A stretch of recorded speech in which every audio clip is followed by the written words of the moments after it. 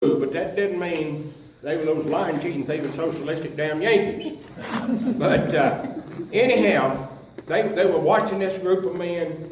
General Beauregard knew the importance of them being Confederate because a flank attack, you know, in those days they lined up and two lines and they shot one another standing there or marching toward one another. They shot one another back and forth until one line broke up and ran. And that wasn't much of a way to fight battle, but that's what they did in those days. And a group of soldiers attacking from the left or the right flank always determined the battle. And they were quite apprehensive about whose men those were. And presently a gust of wind opened that flag up, and it was the First National.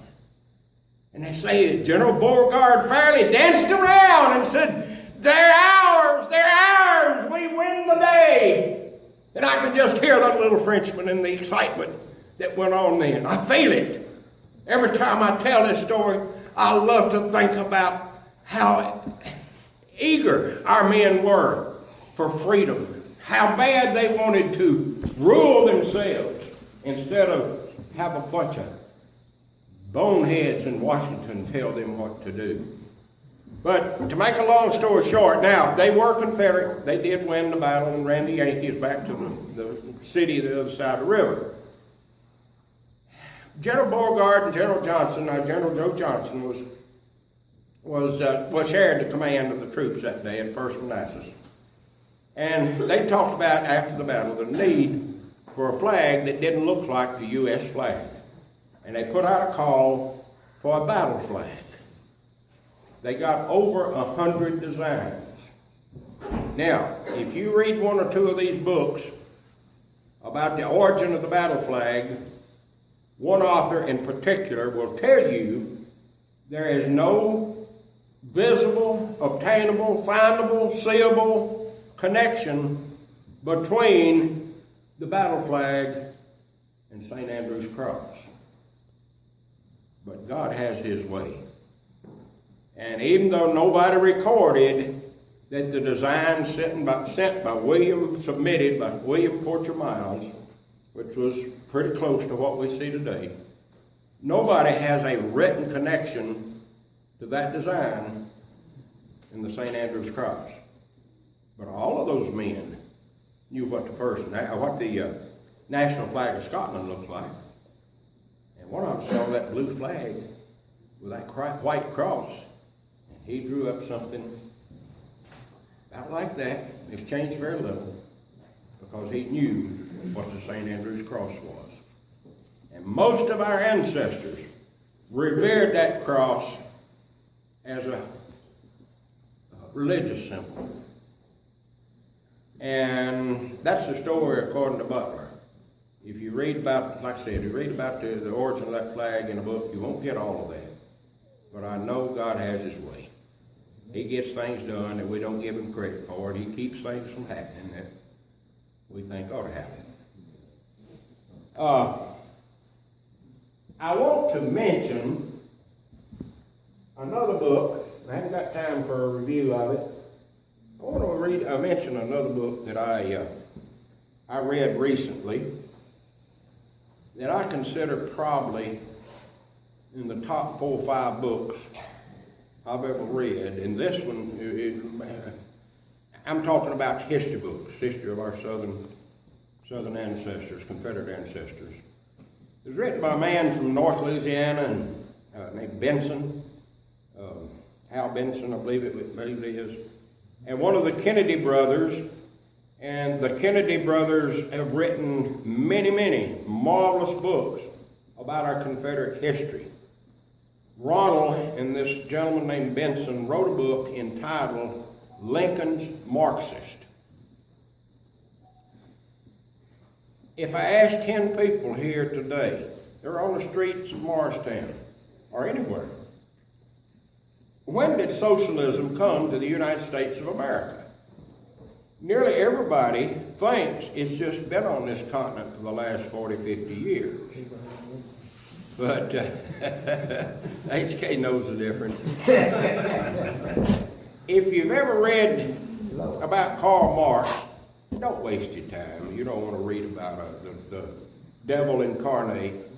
But Karl Marx was a philosopher, a deadbeat. He never had a decent job. His wife and kids almost starved to death because he was too lazy, too worthless to get a good job. He was wanting to live on his big name as a philosopher.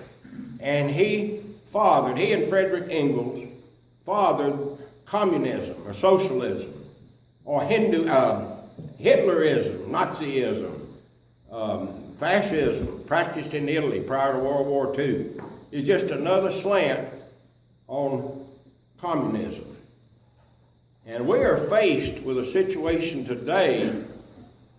There are people that want to rule this nation and convert it into a totally socialistic country. It scares the dickens out of me. Now, I'm going to fool them. I'll be gone one of these days, and they look around for me, and I'll be sitting on my cloud and laughing because they miss me. Ha-ha. But I've got 3 sons and 3 daughters-in-law, 6 grandchildren, and I worry about them. Because socialism, if you get in an argument over socialism, you remember one thing. Ask them one question. Give me one example of where socialism worked. Now, you can go to Rugby, Tennessee, just east of Jamestown, to a socialist commune that was started back in the 1800s, and it fell flat on its face. And there's example after example after example, not to speak of communist Russia, Nazi Germany, fascist Italy, communist China, wherever, it's always fallen on its face. It's never worked. And these people think they've come up with a better brand of socialism that will make everybody get along, everybody love one another, everybody be paid equal amount of money, everybody on the same step, lockstep together. It ain't worked, never will work. God made us like we are, and He knows we're different. He knows we have different desires and different ideals, different ways. And He knows we're going to argue and we're going to fight. And He probably sits up there someday and laughs at how stupid we can be. But He's given us the opportunity.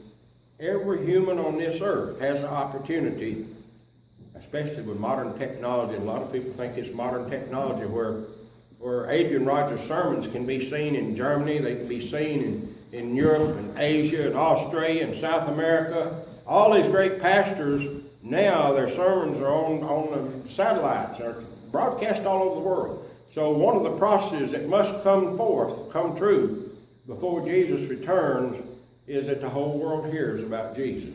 Well, they can now. And I got to quit preaching. I didn't come to preach. I don't preach. I'm just kidding.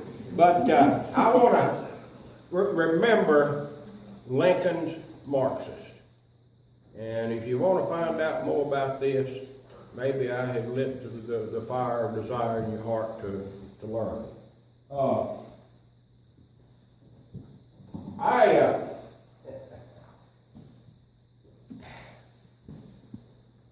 I wrote a book back in 04-15, got it published, and I think that's come apart on myself, right?